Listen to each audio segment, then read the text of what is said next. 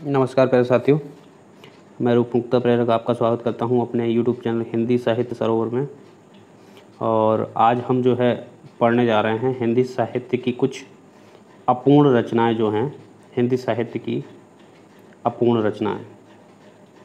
ठीक है, अपूर्ण रचनाओं की यदि मैं बात करूं तो अपूर्ण रचनाओं में यानी कि जो इनकम्प्लीट हैं या अधूरी हैं, ठीक है, उन रचनाओं में केवल हमें कुछ मात्र ही पता होती हैं जिनके बारे में हमें ज़्यादातर पता नहीं होता। आज हम उन रचनाओं के बारे में चर्चा करेंगे। अगर मैं अपूर्ण रचनाओं की बात करता हूँ हिंदी साहित्य की, तो हिंदी साहित्य की अपूर्ण रचनाओं में आपको केवल इतना ही पता है अभी तक कि प्रेमचंद की एक रचना होती है।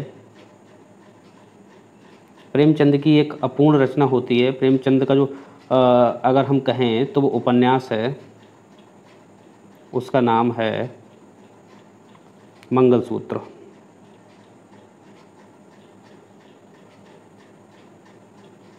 ठीक, प्रेमचंद के बारे में आप जानते ही हैं, इन्होंने 300 से ऊपर कहानियाँ लिखी हैं और ग्रामीण अंचल पर और किसान पर आधारित, गांव पर आधारित इनके बहुत सारे उपन्यास हैं। तो ये प्रेमचंद का जो है उपन्यास है मंगलसूत्र। ये अधूरा उपन्यास है जिसे कंप्लीट नहीं किया गया है। ठीक है, और गोदान है, कर्मभूमि, रंगभूमि, इस तरीके की बहुत सारी रचनाएं जो हैं मुंशी प्रेमचंद ने लिखी हैं। चलिए बढ़ते हैं आगे। अगला जो है हमारी रचना जो है वो देवकी नंदन खत्री। देवकी नंदन खत्री। ठीक, देवकी नंदन खत्री की अगर हम बात करें तो इनका एक उपन्यास है, उस उपन्यास का नाम है भूतनाथ। देवकी नंदन खत्री का जो है उपन्यास भूतनाथ है। ये अपूर्ण था और ठीक है, अपूर्ण उपन्यास जिसे पूरा किया इनके पुत्र ने, ठीक, पुत्र दुर्गादास ने।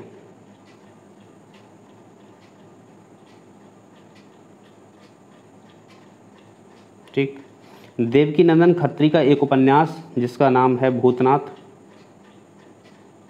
ठीक है, भूतनाथ एक उपन्यास देवकी नंदन खत्री का, ठीक है, जो अधूरा उपन्यास है जिसे पूरा किया इनके पुत्र दुर्गादास खत्री। ठीक है, सरनेम वही रहेगा, आप इसे समझ लीजिए। दुर्गादास खत्री ने इनके जो है देवकी नंदन खत्री के जो अधूरा उपन्यास है भूतनाथ, इसे पूरा किया। चलिए बढ़ते हैं इसी क्रम में आगे। जयशंकर प्रसाद को आप जानते ही हैं, छायावाद का जो है स्तंभ की अगर हम बात करें तो छायावाद के 4 स्तंभ माने गए हैं, उनमें से एक जयशंकर प्रसाद। इनका एक अपूर्ण उपन्यास है जिसका नाम है इरावती।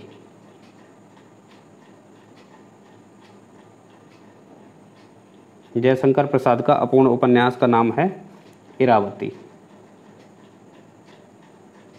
ठीक, जिसे पूरा नहीं किया गया। इरावती रचना, ठीक है, जयशंकर प्रसाद की है और यह है अपूर्ण उपन्यास है इरावती। ठीक है, चलिए आगे बढ़ते हैं।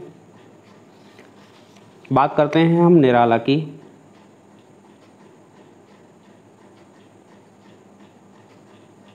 सूर्यकांत त्रिपाठी निराला, पूरा नाम आपको पता ही है। तो इनका एक अपूर्ण उपन्यास है सूर्यकांत त्रिपाठी निराला का,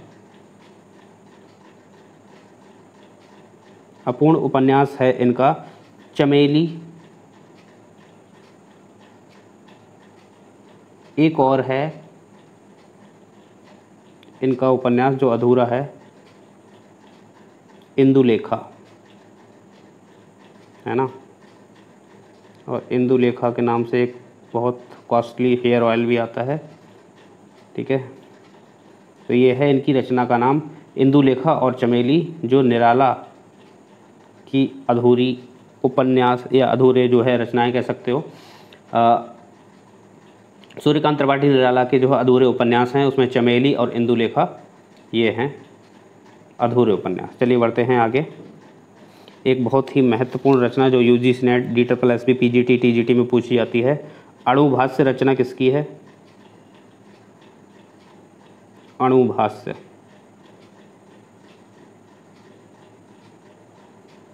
ठीक। अगर मैं अणुभाष्य की बात करता हूँ तो ये रचना है वल्लभाचार्य की।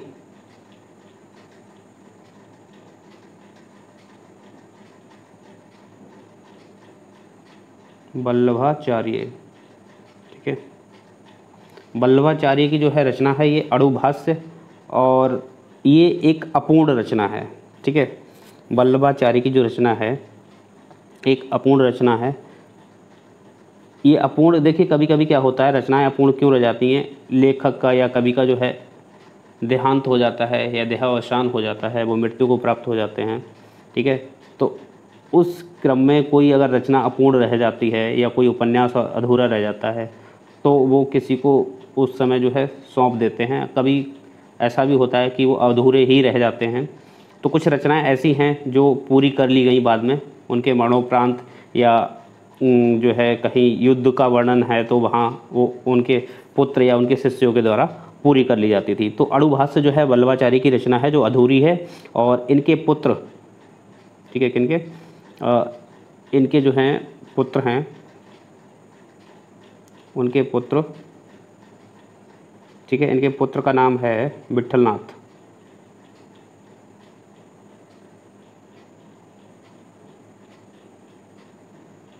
विट्ठलनाथ ने इस अणुभाष्य को जो है पूर्ण किया है। विट्ठलनाथ ने क्या किया, पूर्ण किया। ये रचना विट्ठलनाथ ने जो है पूर्ण की है, ठीक है। बहुत ही इंपॉर्टेंट क्वेश्चन है, आपसे पूछा जाता है कई बार, इसे याद रखें। नेक्स्ट आती है हमारी एक रचना है स्वयंभू की। स्वयंभू, अगर इसका संधि विच्छेद कर दें तो देखिए स्वयं और भू, भू का मतलब होता है धरती और स्वयं का मतलब खुद, अपने आप में ही धरती, ठीक है। तो स्वयंभू एक जो है रचनाकार हैं और इनकी रचना है पयूम चर्यू। पयूम चर्यू,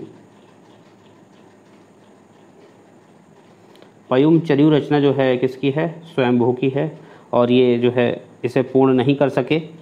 उसके बाद ये इनके पुत्र हैं एक त्रिभुवन, त्रिभुवन, त्रिभुवन ने जो है इस रचना को क्या किया, पूरा किया या पूर्ण किया,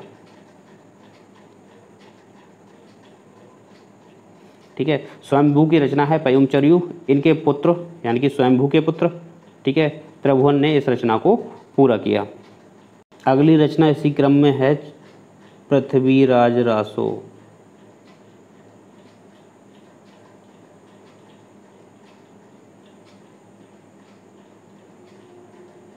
पृथ्वीराज रासो जो रचना है वो किसकी है, चंद्रवरदाई की।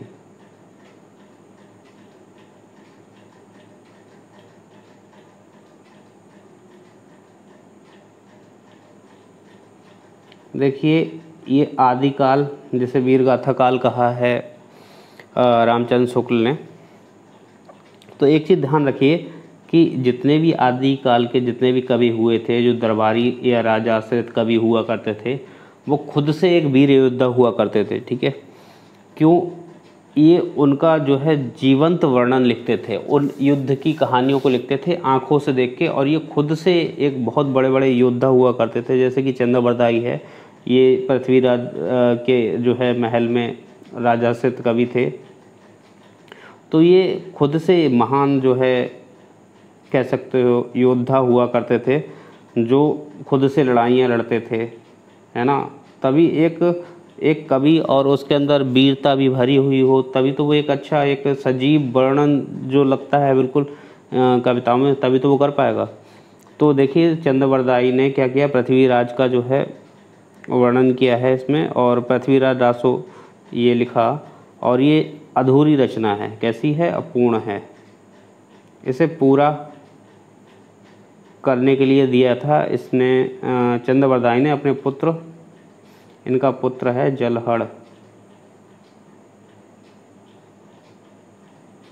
इनके पुत्र का नाम है जलहड़, दिया था। जब ये युद्ध पर जा रहे थे तो उन्होंने सोचा हो सकता है कि मैं वीरगति को प्राप्त हो जाऊं, तो यह रचना जो है अधूरी रह जाएगी। तो युद्ध पर जाते समय इन्होंने यह रचना या यह ग्रंथ जो है किसे दिया, जलहड़ को। और जलहड़ ने इसे बाद में क्या किया, पूरा किया है। ठीक है, चलिए बढ़ते हैं आगे। इसके बाद आ जाते हैं रेणु। रेणु का पूरा नाम फणीश्वर नाथ रेणु, और इनका एक उपन्यास है। ठीक, इसका जो अधूरा उपन्यास है वो राम रतन राय है। राम रतन राय अपूर्ण, क्या अपूर्ण उपन्यास। ठीक है, राम रतन राय, ठीक, फणीश्वर नाथ रेणु का अपूर्ण उपन्यास राम रतन राय। आगे बढ़ते हैं। भारतेंदु हरिश्चंद्र का नाम सभी ने सुना है।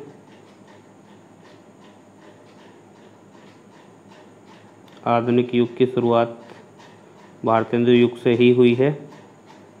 तो भारतेंदु हरिश्चंद्र का जो है अधूरा नाटक है, क्या है, अधूरा नाटक। इसका नाम क्या है, इस अधूरे नाटक का नाम है सती प्रताप। क्या नाम है, सती प्रताप।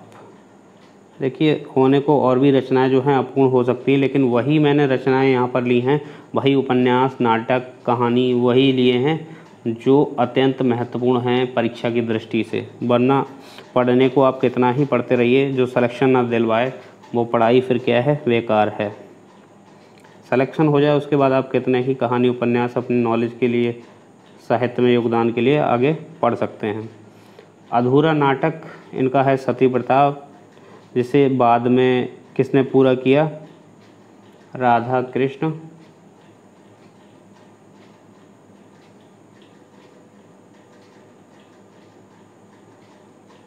दास ने पूरा किया।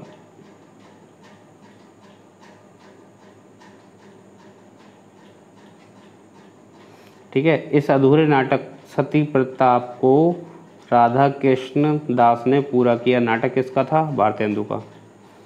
इसी क्रम में आगे हैं मोहन राकेश। मोहन राकेश, मोहन राकेश का एक अपूर्ण जो है नाटक है पैरों तले जमीन। पैरों तले जमीन क्या है, अपूर्ण नाटक।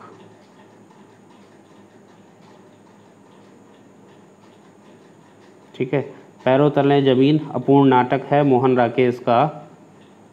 ठीक, इसे पूरा किया किसने किया, कमलेश्वर ने।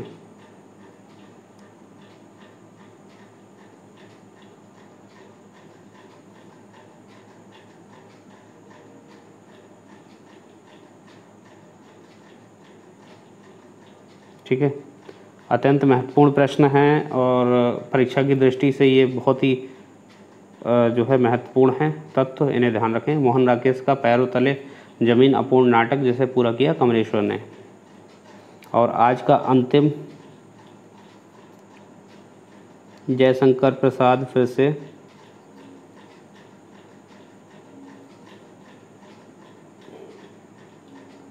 इनकी कृति है जयशंकर प्रसाद की अग्निमित्र। अग्निमित्र,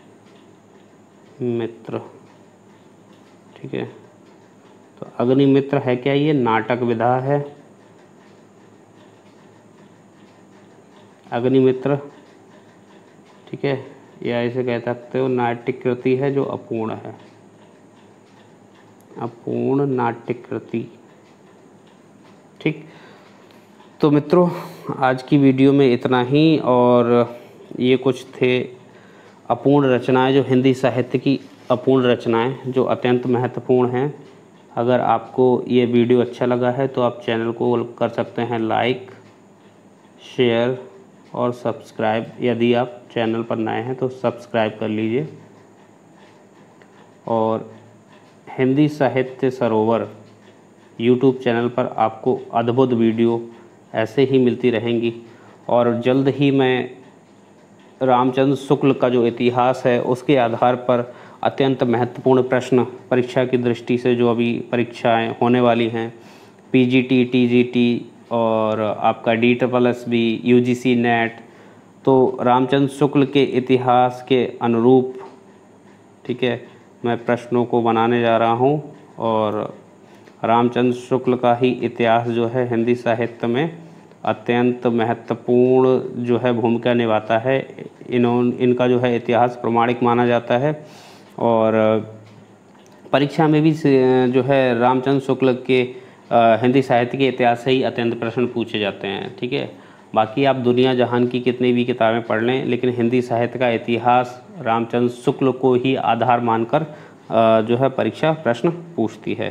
तो मित्रों, आज की वीडियो को मैं यहीं पर समाप्त करता हूं। तो आपका बहुत बहुत धन्यवाद चैनल पर बने रहने के लिए।